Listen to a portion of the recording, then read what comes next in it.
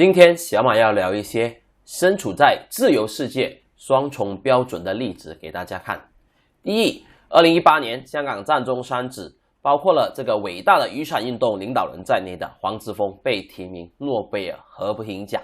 第二，2019年7月8日，加拿大公民何韵诗代表香港在联合国人权理事会发言。第三，7月16日，美国《时代》杂志公布了本年度最具影响力的25位网络人物。你猜下名单里面有谁？当然是少不了以推文治国的美国总统特朗普。第二，娱乐当红炸子鸡韩国的防弹少年团 BTS， 还有的就是中国第一网红模特儿张大奕也在里面。另外一个非常重点人物的就是这一些包围警察总部、破坏香港立法会而闻名的国际反送中条例的示威者，竟然也入围了这25位网络人物之一。你觉得荒谬吗？一开始小马也觉得非常的奇怪，非常的荒谬。可是当这些事情一而再再而三发生的时候，你就不觉得奇怪了。小马只是认为，为什么同样是不同的意见，他们会持有双重标准呢？就让小马和大家来分析看看吧。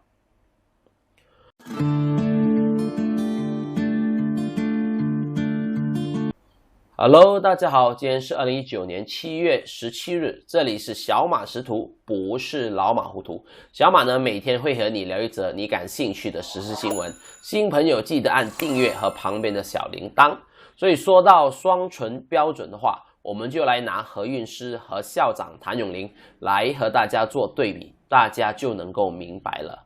因为我们看到，根据很多媒体的报道，香港歌手何韵诗是整个反送中示威者当中呢曝光度最高的艺人，他甚至有这个机会在7月8日代表人权理事会呢在联合国里面发言。他还是以香港歌手兼这个民主活动人士身份出席发言的，虽然他本身是一个加拿大人。而他也说了，从6月到现在，他除了将这个香港的话题带上联合国之外，他也在警民冲突中帮忙疏散群众，也多次出现了在这个示威的前线。因为他认为艺人的责任并不只是负责提供娱乐罢了，所以他这种非常英勇的行为也获得了很多媒体的采访报道。他甚至告诉媒体，我已经不期待香港的艺人能在这些问题上扮演什么的角色，因为你看看香港的演艺界，他们的表现就是香港整个城市的缩影。然后我们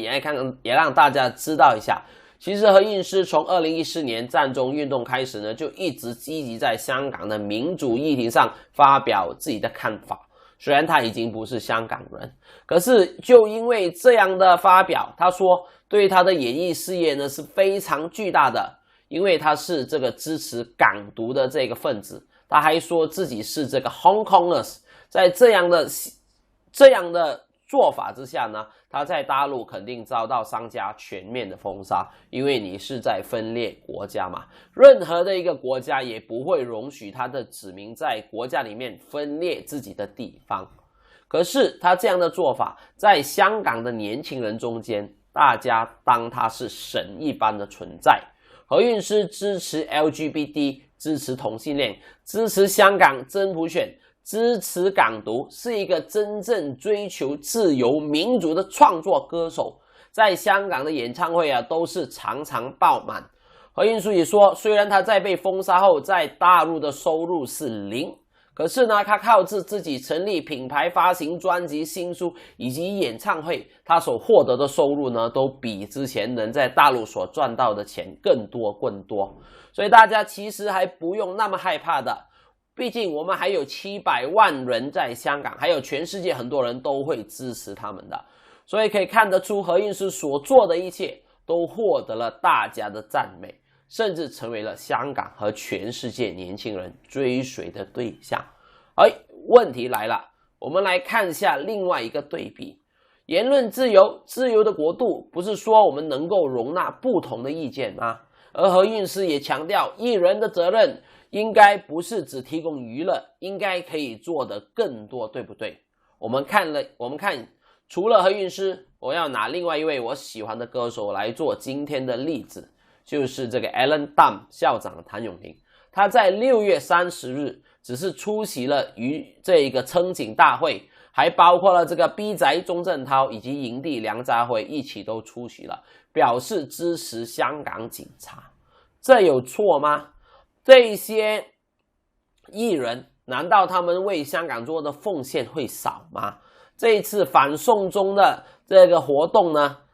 他们只是表明支持警察，却被人标签为亲中的艺人啊。他们这些老家伙是过气的明星，有几难听就说一些极难听的话。这几个老人因为本身在香港的名气和影响力已经大不如前，所以他们出席这个称警的大会是希望把他们的市场放在大陆，以后他们就能够在大陆拍戏，拍的戏也不会给香港人看，他们在乎的只是在大陆的商业利益。所以我看了过后，我听到非常的难过，因为我看到他们出席这些会议，他们跟大家分享的都是他们的心声，他们不想香港的年轻人给这些外来的人荼毒，希望香港有一个璀璨的明天。可是换来的是什么？换来的是极端的歌迷将他们收藏多年的黑胶唱片毁掉，以表示对这些人言论的不满。小马问为这些人的想法怎么会去到一个无理的地步？你可以不认同他的言论，可是你喜欢的是他的创作啊，你喜欢是他的音乐啊，为什么一定要这样呢？难道是一定要去示威才是英雄吗？一定要去当暴徒才是英雄吗？去接管整个香港的这个法治才是应该学习的对象吗？我没有办法理解。我找了一些资料，发现校长甚至还在2018年的时候就写下了一首叫《废青》的歌，他希望借着这首歌来勉励面对困难的香港年轻人，你们必须相信自己的才能，坚守你们的立场，向你们想要迈向的目标进发。歌词的大意还写道，不要甘愿当一个废青，要努力用你的青春去追梦，为梦想打拼。我认为谭校长写到这首歌是不希望这些年轻人每当有对生活状态不满的时候，就跑去街头示威，说你这里做的不对，哪里做的不对，要政府满足他们的需求，满足他们的诉求，如果不满足的话，他们就不停止示威。那么我想问，如果每个年轻人都那样做的话，那么全世界是不是都大乱了？然后我所说的这个双重标准呢，也用在我所有的观众和网友身上。希望大家如果我们有意见不合的时候，尝试多去了解，多去聆听，多站在别人的立场想想，因为我们都是独立的个体啊，10个手指都有长短，我们的想法是不可能一样的。我又不是你肚子里面的那条虫，就算是你的孩子，你生的，你也不可能完全去理解他是想什么。所以希望在通过这些理性的这些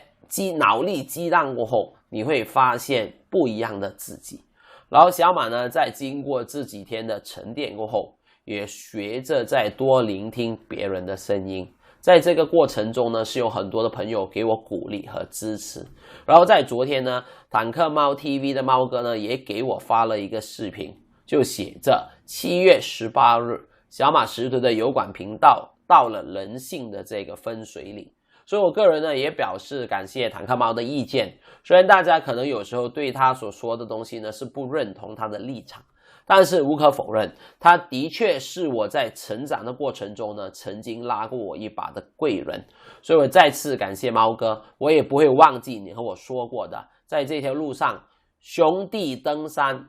各自修行，我愿呢兄弟你呢一路安好。小马为你送上我自身的这个祝福。在视频的最后呢，也送上昨天朋友送给我的几句话：一人难撑百人心，不可能面面俱到，让每个人都喜欢你。但愿行好事，莫问前程，福虽未至，祸已远行。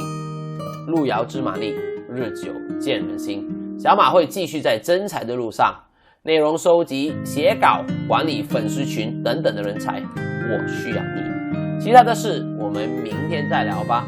拜拜。